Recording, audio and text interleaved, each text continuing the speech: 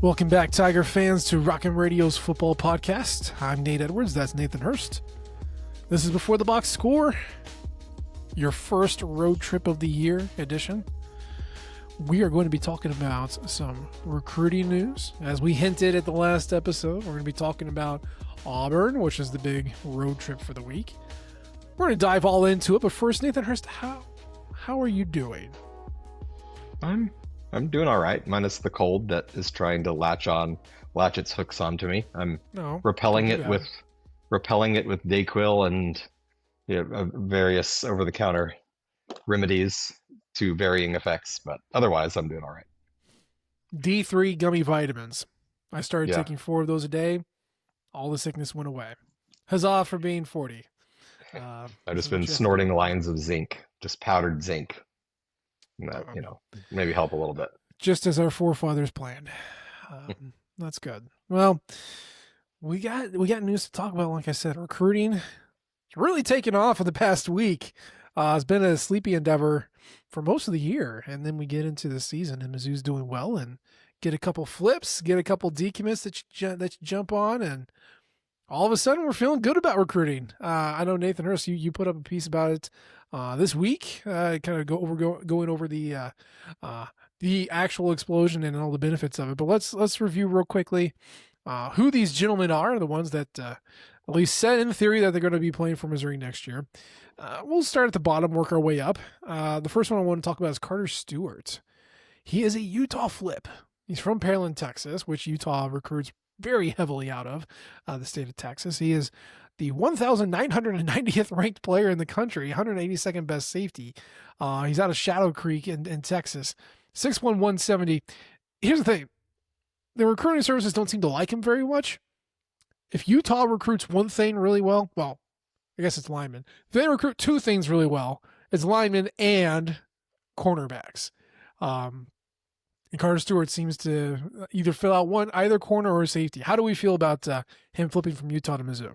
Really good. I mean, to be honest, Utah, not just cornerbacks, but defensive backs in general, I think if they wanted this guy to play in their defense, that makes me want to have him, regardless of what recruiting services think or anybody.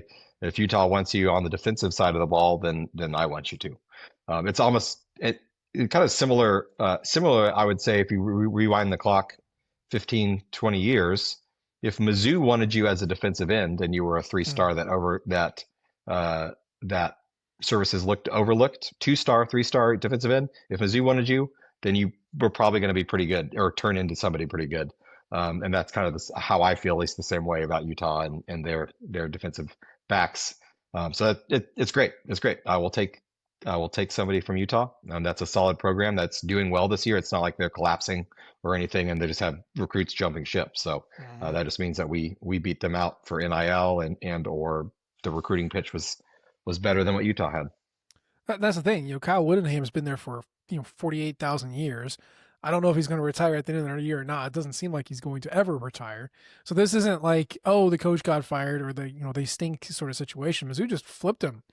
Yeah, they were the better choice in his mind, like you said, for NIL or for scheme or whatever. So that's big. I don't care who you are. That's a pretty big deal. And then of course he was not the only flip. Missouri also got a gentleman named Brody Jones, safety out of Fayetteville, Arkansas, 842nd ranked player, 73rd best safety, and the 11th best player in Arkansas out of Fayetteville High School. He was not committed to Arkansas, but Mizzou does love kids from Arkansas. He's actually committed to Cincinnati, and he flipped to Mizzou. And Cincinnati, this isn't, Luke Fickle's Cincinnati. Like, I don't feel very highly about Scott Satterfield's efforts there, but still just taking a player from a Power 4 program and bringing him in. More of the same. Hey, more numbers are good, right?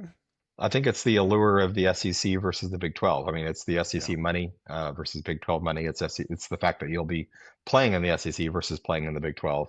That probably is what tempted both of these guys to switch allegiances there. And Cincinnati, as you said, not Cincinnati of 5 years ago, but still, I mean, they're 5-1. They're having a successful season so far. So once again, this isn't a program that's collapsing or fired a coach or anything. This is just a straight up steal. And if Drinkwitz and company want this guy, then that makes me happy because I trust their judgment in terms of bringing guys in, especially these 3-star guys that Mm-hmm. are going to be, depth pieces that aren't expecting to play right away, that are kind of coming in with the expectation, I would think, that they're going to develop, spend a year or two in the weight program and learn the defense, and then find the field by the time they're redshirt sophomores, juniors, that sort of thing. Yeah. And it's interesting, the safety room has been pretty crowded for a while. And it thinned out a little bit last year, and it's certainly going to be thinned out of starters after this year.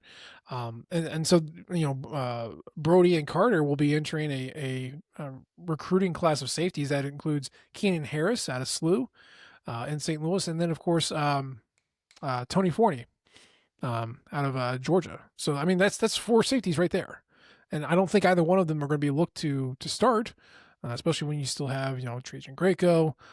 Marvin Burks will probably stick around a little bit longer, but you got Most Phillips, you have Beans Banner. Like, you got to bring in that next wave, plus whatever transfers that you get. So, Jalen Catalon's gone, Dalen Carnello's gone. You got to bring in the next generation, and getting 4 in. That's a good start to setting up your pipeline for that. And then there's 2 others too. Like, I don't want to stop right there. Obviously, later we have Bryson Wessel, who is a defensive tackle out of Jackson, Missouri. You should probably know Jackson, Grant Russell, WrestleMania, the kicker from 2009, 2010. He is from Jackson. So it's nice to have that pipeline back open. He is a 6'5", 260 defensive tackle currently listed. But another addition to D-Line Zoo. How do you feel about Mr. Wessel? Hey, I mean, 6'5", he's definitely got the frame to put on some more weight. He's going to have to if he's going to play defensive tackle in the SEC at 260. But 6'5" and you're 18 years old, that means you just get that boy a couple extra sandwiches every day. And by the time he's a sophomore, he'll be a ripe round size to plug up the middle.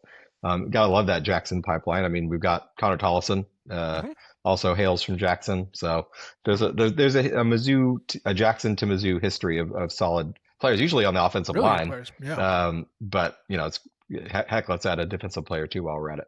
Let's do it. I'm good. Yeah. Now the crown edition so far, and another flip I might add, is Johnny Jones. He flipped to Mizzou and immediately became the highest ranked prospect in Missouri's recruiting class. He's currently 122nd in the nation, 9th best offensive tackle in the country, 17th best player in Florida. He's out of Venice High School. But similar to Bryson, right? He's already 6'6", he's 305, he's 18 years old. This is a big one. Another offensive line blue chipper to add in for Brandon Jones, and another flip. What do you think? Yeah, this is great. I mean, Mizzou was right there. I think was probably final 2 for him with UCLA, is what it seemed like over the summer when he was committed to UCLA. UCLA fired their coach, and he, understandably wanted to shop around. Thankfully, coaches probably stayed in touch with him and was able to bring him over. Really nice, because I think this class is was light on tackles. They've got some guys coming in that probably project more as interior offensive linemen. So to bring a guy in who I think is definitely going to start playing, not start as a freshman, but he's going to come in as a tackle and develop as a tackle from day one. He's got the athleticism, the talent to do that. He's a guy that I think we could see sooner than later. I mean, will he play next year? Probably not, but I could see him within a couple years finding his way onto the field. He's just that talented, that athletic for his size. And at 305 at 18, that means in a couple of years he'll be 325. Mm-hmm. Yeah, I mean, they got some big boys at tackle. Khalif Canty out of Detroit. He's also 6'5", 305. Now, again, this is recruiting math, right? Subtract an inch on the height, probably subtract about 20 pounds on the weight, but still, like, got some big boys at the tackle. And then to your point, Brandon Anderson is an interior offensive line, always projects that way. I know Braylon Ellison out of Boonville, also projected as an interior offensive lineman. So yeah, you need a couple on the edges too, just to line it out. But it's an interesting class so far. I think you're probably going to end up with a similar amount of blue chips as you got in the 23 class, which again, lowest ranked class so far, but featured Marvin Burks, Josh Manning, Brett Norfleet, Jordan Harris, Marquise Johnson, Jamal Roberts. Like, it was a good class, even if it wasn't ranked super high. And right now you got 1, 2, 3, 4, 5 blue chippers, and obviously that can change over time. But as far as like breaking it out, you've got your quarterback, Gavin Sidwar. You got two running backs. We talked about them last week. You got two receivers in Jabari Brady and Devion Hill Lomax.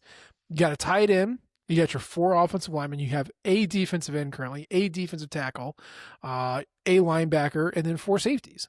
Like that's a pretty complete class. I mean, yeah, you got some gaps here or there, but that's also what the portal's for, let alone what your current depth is. So I'm not thinking that they're done, but I think we're getting close. I mean, what else would you like to see from this class? I mean, and in terms of specific positions, I don't think there's a whole lot. I mean, I'm never going to turn down more linemen, never going to turn down more defensive linemen. So at this point, since you've checked the boxes that you have to check, you have to bring in a quarterback every class. They got that checked the very first thing right off the bat, so that's great. Maybe another kind of a wide receiver, elite, big ball winning wide receiver. Those don't grow on trees. If you had to ask for Santa to bring something in his sleigh close to signing date, that would be great. I agree. I doubt we're going to see a lot more here back to back like we've seen the last 3 weeks. We've had several 8 commits in the last 18 or 19 days now. Mm-hmm. I don't see that continuing. I think they could probably add a couple more, but we've seen each year right on signing day or the day or two before signing day, this staff has gone out and either gotten a flip or two or snagged somebody that waited till the very end to commit. And those are usually the higher rated, some of the higher rated players in each of the recent classes. Just think of Javian Hilson, think of Marquise Davis, Kewan Lacey 2 years ago. So I'd imagine they have a couple of those left in their sleeve, but I doubt we'll see a lot more 3-star type of guys coming in at this point. Now you should follow our recruiting guy, True Deck, @ True Deck if you're on Twitter. He has been plumbing the depths and looking at all the guys, not only where we fall as far as like top 6, top 4, that sort of thing, but he's been on it too, as far as guys who have been decommitting from programs who fired their coaches or just in general. There's a long list of guys who had Mizzou kind of in that final cutoff before they committed, and now their coach is fired, or they're opening their commitment back up for other reasons. So like there could be more. I'm not going to sit here and tell you what is and isn't legit. You'd have to ask True for that sort of in-depth detail, but you never know. You never know. And the thing with recruiting, especially in the modern era, yeah, like you said, take the blue chippers when they say I want to come. Like, okay, we'll figure it out. So yeah, it's an interesting time, and as long as Mizzou keeps winning, and these coaches keep getting fired earlier and earlier, then yeah, we'll be there to clean you up. It's all good. But yeah, so far so good on the recruiting shows. I'm just glad that people are happy about recruiting again. You know, everyone seems to get really pissy about it when it doesn't happen because drink has spoiled us, and now we got new presents to think about, which is nice. Well, yeah, it also just is a little less stressful. It's a little more stressful, should I say, when you're staring at a recruiting ranking in the upper 70s, which Yeah. Mizzou hasn't finished, and I don't think anyone ever expected us to finish that low, but that would have been the worst class in the internet rivals recruiting rankings era by Oof. far. Yeah. Now in just 18 days or now 19 days, that's jumped up to number 31 in 247's rankings, 26 Mhm. in On3/Rivals ranking. So that's right. That's still on the lower end of the classes that Drinkwitz has brought in, but that's still in an area that you feel comfortable with, Yeah. especially if they could add on a couple more 4-stars here towards the end of the period.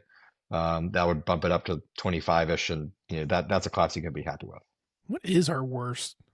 Would it be 2011 when it took like 8 dudes? It would have to No, that go was back to the 48. early 2000s. Oh, Pinkel's still not. establishing. I don't. That was still technically the Rivals era, though. That's what I consider basically 2000 on this century. Um, No, it was 2020. Oh my gosh, it was Eli Drinkwitz's first class. right. I mean, Barry 54th. Odom fired, and the Yeah. guys he did have in, a lot of them left, so that would make Yeah. sense. So yeah. Well, Pico had a couple top 25s in there, but yeah, Yeah. not to Drink's level. Okay, Yeah. interesting. Interesting. Yeah. Well, let's talk about the game. Obviously, Mizzou's got a big game on deck. It's the first road trip. It's Auburn. It's one of those teams that Mizzou has not played a lot, and when they have, they tend to lose. Obviously, that was not the case last year. They got their first victory over Auburn since moving into the SEC, which is nice. Eli Drinkwitz is now 1-1 against Auburn, which is nice. Um, but not great on the road. That's kind of the thing about college football in general, and certainly about this college coach. Um, just general vibes check. How do you feel about this game as we sit here on Wednesday? Uh, yeah, it's hard to tell because Auburn internally is and off the field is having a lot of issues, especially, I mean, it's kind of been boiling for years, to be honest, but especially this week, they're having a lot of off the field issues. They just kicked their senior leader, or I don't know if he's a senior, but their team captain, Captain, best yeah. running back off the team for reasons that are, unclear. I mean, I Did think you we've hear the reason? there are lots of different reports. Mainly sounds like he wanted to redshirt, but yet still get his NIL, and the Mm-hmm. coaching staff was not about that. Yeah. And so they basically told him you can play or you can leave the team. Um, so it Can doesn't we do a doesn't quick sound great. aside? Can we do a quick aside? Sure. I think Hugh Freeze has a point. Yeah. Like, if you are injured and you are going to take a red shirt because you can't play, I kind of feel like these contracts are performance based. I don't know for sure. I've never seen one, but like, I would be okay. Like, hey, yeah, we're going to still cover your school, but we're not going to pay you to sit on the bench. And it sounds like from the couple of reports that I saw, that was the case. But what is the fallout? Of course, he didn't handle it well because it's Hugh Freeze and he doesn't handle anything well. Now he's being like dodgy in the media, and like the entire team is coming out on social media and supporting this guy because obviously he's a captain. But yeah, now I'm sitting in the unfortunate position of Hugh Freeze has a good point. Right. I don't No, know I how I mean, feel about that. I get that. You got to keep your donors, willing to fork up big money, and they're not going to be less likely to do that if somebody, and I don't know what his injury issues were. He had played a little bit. It's not like he was going to be out. He was going to be injured and missing the rest of the season, but he'd Yeah. missed enough time at this point in the season that he thought it would be better for him personally to take off the rest of the season and come back again and play for Auburn next year. It's not like he Mm-hmm. was wanting to leave and transfer somewhere else. He's But at been the a same time, Harson guy. He's been around forever. right. But you also, to Freeze's point too, you're not guaranteed that he's going to come back next year. Yeah. He can say he wants to come back next year, but he's not beholden to that. And kids change their mind all the time, as they should be able to. Mm-hmm. But if you're not going to play when you're physically able to play, and we've got this money tied up for you, I get it. It's a nasty business. I mean, it's become a business, just Mm-hmm. like the NFL. Um, but when you bring in big money like that's what's going to happen. And you know we've had this off-season conversation many times, but I mean, until they come up with actual contracts where there is written down in black and white ink, this is what is expected of you as a member of this team, and you're going to play when you can, and when you're injured, you're going to be injured, and you're not going to sit out when you can play until that is a thing, which doesn't look like it's going to happen anytime soon. We're going to keep. This is not going to be the last time that this may not be the last time this year that something like this happens in a locker room. So it's Yeah, tough. It's tough. it is. Yeah, Hugh Freeze is not a likable guy. Certainly, well, not for me. I'm not going to speak for you, but No, I um, don't have any kind words to say. So he's a Philistine. He is a charlatan, and I hope every day is the worst day in his life. Just flat out. Him and his defensive coordinator. I hope they both just eat cold steaks and stub their toe on every desk that they walk by. Um, so no love lost there, but it's Auburn is a mess. And it's kind of always a mess, just the people involved in that program, but they also just can't get out of their own way. And then you hired this guy, and you hired him because he could beat Nick Saban, and then Nick Saban beat him and then retired. So like, okay, guess now what do we do? I saw the thing circulating social media of the Truman the Tiger Grim Reaper, knocking on the mm. door, right? And every coach that has been fired after losing to Mizzou. Um, I don't know. Could be Well, next. It could be next. it very well may happen if Mizzou were to win this. You kind of back to how I feel about this game. It has some very similar vibes to, I think it was 2017. Mizzou traveled to Baton Rouge to play LSU the week Mm, after yeah. Les Miles was fired, Mm-hmm. and Ed Orgeron had taken over as the interim. And by all accounts, LSU was in just shambles. They fired their coach, and everyone is pissed off and hates everybody. Everyone hates each other, and like, oh, okay, Mizzou had not that Mizzou team was not as good as this Mizzou team, but they were, and that might have been 20, yeah, it was 2017. But they were a competent team, and they were on. I believe they had won a few games in a row at that point. They were feeling good coming in. Okay, well, LSU's a mess. We're going to come in and we're going to win the game, and they just got pounded. Now, is it a one for one comparison? No, but the vibes around that kind of feel the same and has me a little bit worried. It could go one of two ways. Mizzou could come out, punch them in the mouth, and Auburn, just quits because it seems like that program is on the verge of that. Or they can Auburn can rally around something. I doubt it's Hugh, but somebody or something, and come out and play hard and turn this into a drag out, knock down, drag out dogfight. And at that point, something weird happens because weird stuff happens in that stadium all the time, as we know, we could attest from 2022. And before you know it, you're losing by 10 points because there was a weird fumble and a ball bounced off somebody's helmet into the open arms of a wide open receiver, and they get a touchdown. So it could go one of those two ways. I don't think it's going to be a Mizzou wins by an average, like an 8-point game. Either they're going to win by 3 scores or they're gonna lose by a score. That's kind of I kind of how I feel about it. Auburn does not react to adversity well under this staff. You had like the Oklahoma illegal touchdown was just super cool, but also illegal. They lost by that touchdown. That was the point differential. You had Texas A&M where they couldn't score. You had last week against Georgia where not only the coach but the AD lost their shit on the referees heading into the halftime. Which and is they a were bad like look. doing really well, and then they gained like 20 yards the rest of the game and let Georgia kind of squeak away.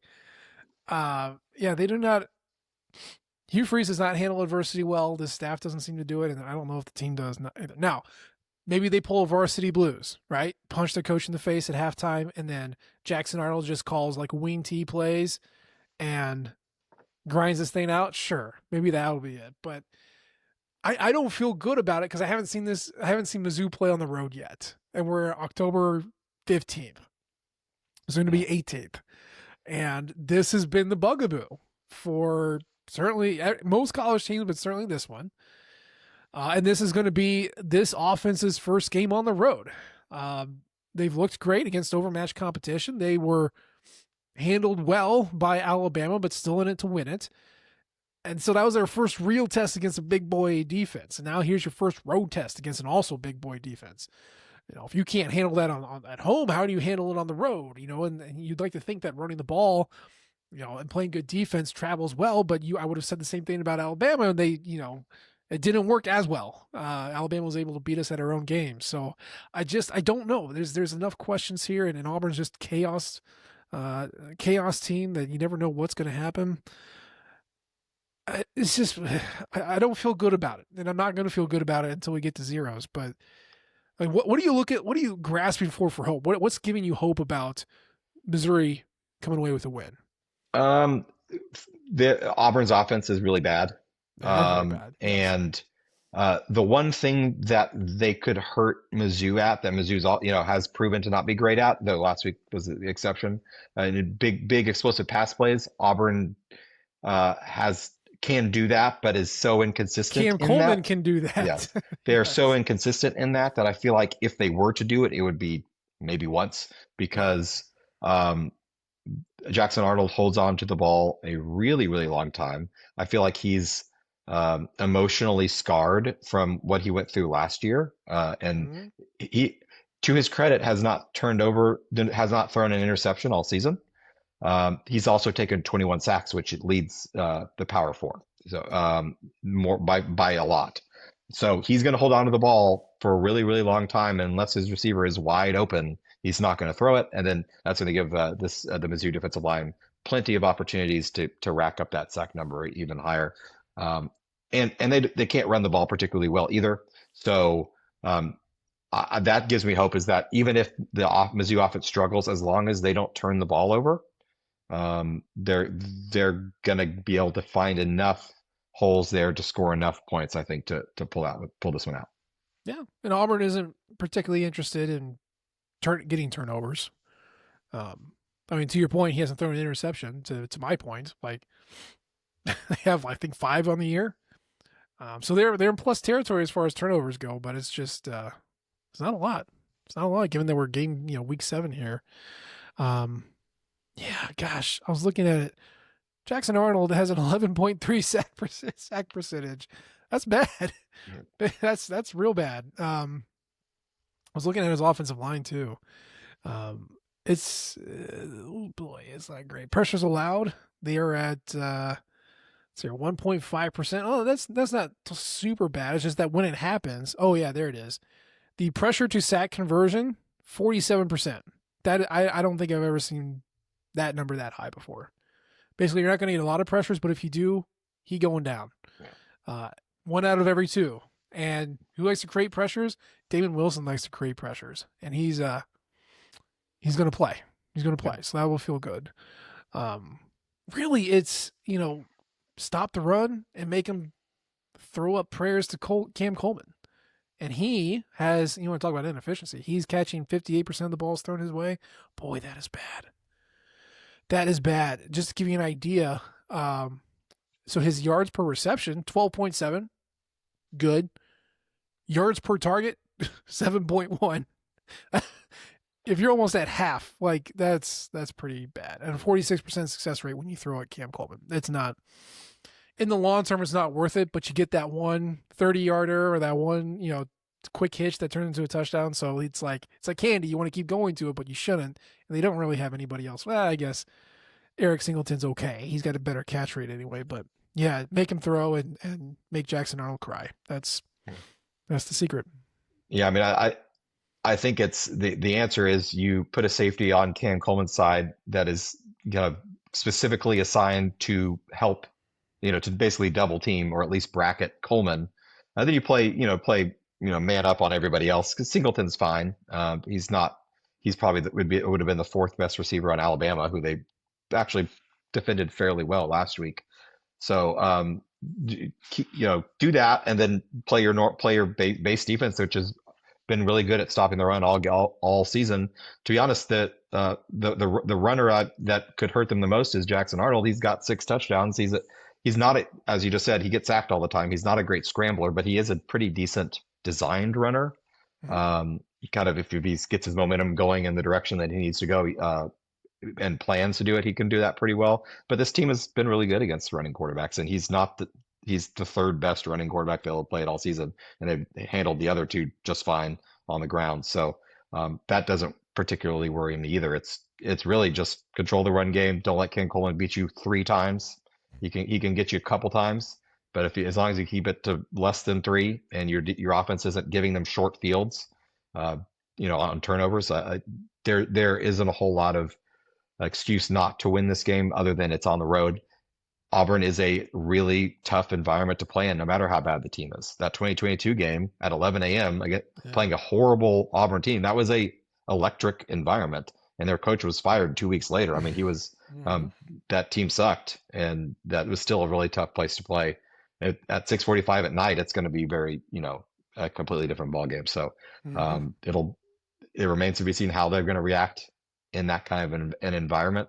But as long as they don't shoot themselves in the foot, I think they should be able to do enough to come out with one. Well, for Mizzou's offense, I know we're all very anxious to see Missouri run the ball because they don't do it, or whatever the meta is at this point. It's the 2nd best run defense in the country. That's what Auburn is. They're allowing less than 30% success rates on the ground. They don't let anything big. They don't let anything small. Now you could say, "Hey, Ahmad Hardy is rested and pissed off, and so he's ready to make some fools hurt." Sure, you're absolutely right. That could be a potential here. But there's a lot of opponents that tried to run on Auburn, and it has not worked. And really, it's going to be passing the ball, which it's an adventure sometimes. I've seen some pretty good documentation of Bo Pribula's very bad day on Saturday. So I'm sure he is motivated to be better in the passing department. And of course, he's a very good runner too. But I just you look at this game on paper and I'm like, oh my god, it's gonna be like the first to 17 wins, and it's gonna take 4 quarters to get to 17. Now it doesn't matter how you win, you just have to win. But I just feel like this is gonna be an absolutely miserable game. No one's going to be happy, and then you're gonna get a very whimsical outcome of like 17-13. And you're like, can we fire? Auburn's gonna be like, can we fire the guy after this? And Mizzou fans are gonna be like, oh no, do we actually suck? And like, no one's gonna feel good. But I'll take the win. Obviously, I worry about our collective mindset after this game Yeah. because it could be rough. No, this is a SEC road game, and to be honest, short in any if you win by 1 point and it's 3-2, that is a good win on the road in this league, especially this year. And now maybe you can't necessarily say that about like a Kentucky this season, but that might be the end of the list in terms of tough road environments in this league. So um, it will be an ugly game. It's not going to be fun. It's not going to be pretty, no matter how. Even if Mizzou wins by 3 scores, it's going to feel like you're pulling your toenails out the whole time anyway. But all you got to do is win by 1 point, and that's a good win. Even if Auburn goes on to lose out the rest of their games, that will be a good win because that is a tough place to play, and it's not a place Mizzou's ever won. So that you can't take that for granted at any point in time. Yeah. Eli Drinkwitz is good at blowing past barriers that previous regimes have met. Obviously, he's never beaten Alabama. Okay, he's never beaten Ole Miss because he's never played Ole Miss, and he's never beaten Auburn on the road. So let's go ahead and put that feather in this cap. Um, I think this is going to be 17-13. Frankly, I think that's what it's going to end up being. Um, I'll say Mizzou wins, but boy, it's just a chaos team. Anything can happen here. What are you thinking? I'm around that same way. I had 2013 Mizzou. Mm-hmm. Um, with maybe the defense forcing a turnover. It's 17-13 with a Beautiful. turnover late, add a field goal there with a couple minutes left to push you up a touchdown. But yeah, it's going to be low scoring because minus the first game of the season when Auburn played Baylor, which was a little bit of a shootout. They only play low scoring games. Now, to be fair, Oklahoma, A&M, Georgia, not the most high powered offenses that they've played in the last 3 weeks. And might be able to argue that Mizzou's the best offense that they've played all season coming into the game. Certainly the most balanced, I think. But it's still going to be a tough grind. Do not expect to go in and throw for 300 yards or run for 200 yards. Neither of those things are going to happen. But as long as they can protect the ball, get first downs, stay on the field, if they can win the time of possession by 8 minutes, I think they're going to win. Okay, I had to look it up because I was curious. Uh, Missouri will be the second best offense that Auburn has faced. Texas A&M is currently 11th in SP Plus, but they've beaten Baylor, which is 22nd, Ball State, which is 132nd. Oh boy, poor Cardinals. South Alabama, which is 104th, Oklahoma, which is 39th, Texas A&M, like I said, 11th, and then Georgia 19th. So this will be the second best offense so far for them. Also, Auburn is currently ranked 27th in SP Plus. If you had to guess, Nathan Hurst, how many times has Missouri beaten a top 30 SP Plus team on the road? Oh my gosh. It's happened twice, and it's both in the SEC, just to give you a hint. Okay. Well, wait, what I thought that was the question, is how many times. So the answer is two. Yeah. So who have they beaten on the road? That's top 30 at the time of the game or at the end of the season? At the end of the season. Okay, because might have maybe said Kentucky in 23, but I don't think they were top 30 by the end of that season. I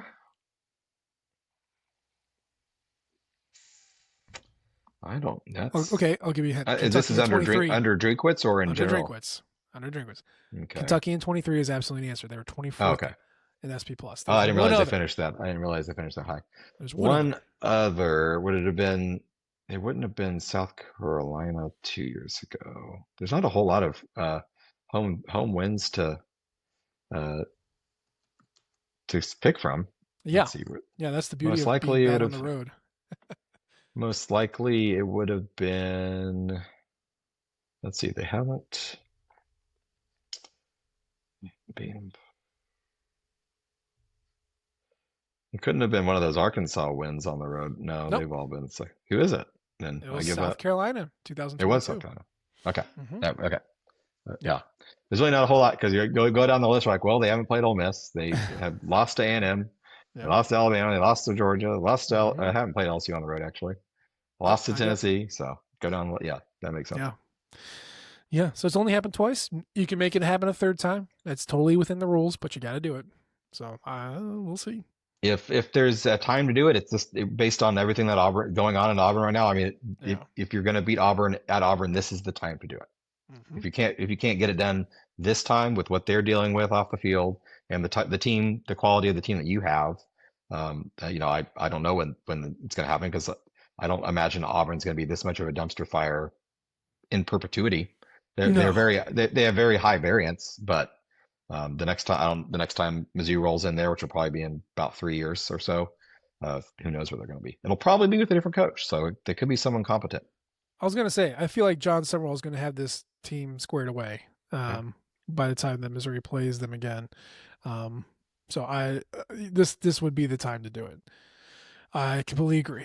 But yeah, we'll see.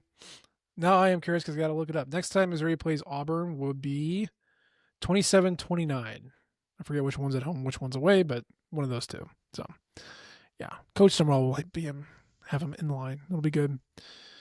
Where are you going to watch the game? Well, this will be the first time I get to actually watch it in my new basement setup. Hey, Just moved in a couple weeks ago, so this will be the first football Saturday all season that I'll be able to watch and enjoy from home because I've either been tailgating for Mizzou games or during the bye week physically moving all of my crap. So yeah. I'm very much looking forward to that experience, not just watching the Mizzou game, but watching all the games because it's a pretty stacked slate of games all day. So it should be fun. Yeah, good SEC schedule, good schedule all over. So yeah, should be a good Saturday. But that's the show for today. As always, we appreciate the downloads and the subscriptions. You can leave a comment or rate us. We love all types of feedback from you all.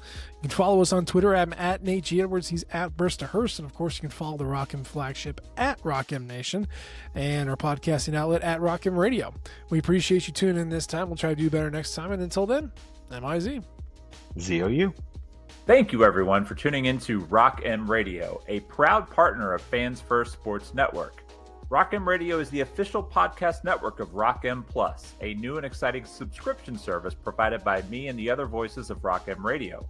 Please take a few moments to head over to rockm.plus and sign up for an account today. The cost is only $5 a month, and the benefits include access to our live podcast, a subscriber-only message board, weekly newsletters, and more. If you enjoyed this episode of Rock M Radio and would like to see more just like it beamed directly into your personal device, make sure to click the subscribe button below and tell your friends. Our podcast feed is available through the Apple Podcast app for iPhone, Google Podcast app for Android, whatever app you listen to your podcast. You can also find Rock M Radio on Spotify. If you're looking for a podcast about your favorite team that is not the Missouri Tigers, Fan First Sports Network is your answer. A full podcast network loaded with the team-specific podcasts covering Major League Baseball, the NFL, NHL, NBA, MLS, and more. And we'll be back with more episodes of Rock M Radio coming to you soon.